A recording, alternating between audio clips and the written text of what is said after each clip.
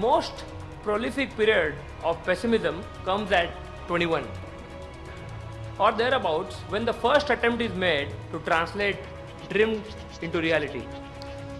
Ladies and gentlemen, very warm afternoon to everyone. I am talking about youth here, and here we go. My topic today is youth revolution in mobile handset industry. I am the Vice President Sales and Marketing for Beyond Mobile, which is the brand based out of Pune, headquartered in Pune, and arguably been India's first brand to do design, development, manufacturing and commercialization of the mobile handsets.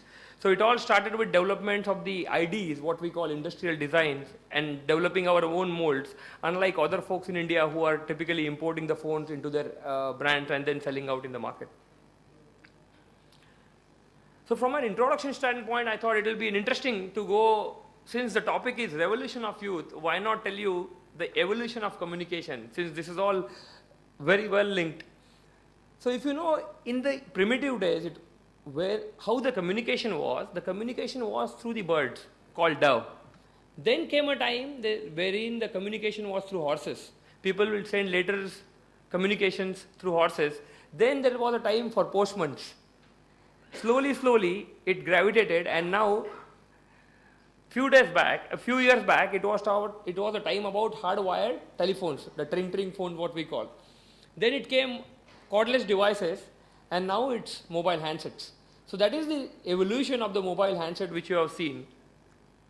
And now it's not anymore a communication device. Earlier, when it all started, people would think mobile as only communication device, but now it has emerged as a convergence and lifestyle support device. So if you talk about the trends, especially in the handset industry, I remember early days, we used to make those trunk calls.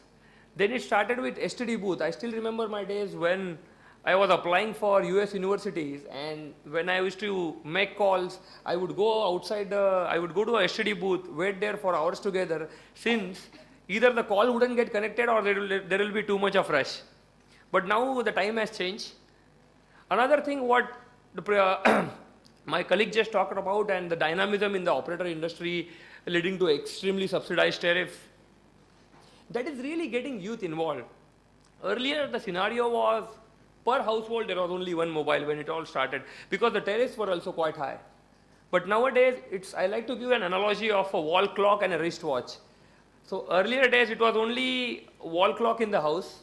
There was no mobile phones. Nowadays, just like wall clock, all of us are wearing wristwatches.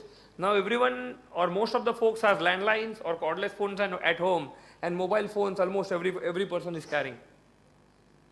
So that has been the change in trends as far as the industry is concerned. Now if you talk in particular about youth, keeping it as a base, previous speaker had already spoken, so I would not go too much in detail about here. But currently 40 to 50% of the Indian population contributes to youth. And it is speculated that by year 2020, average age of an Indian will be 29 years.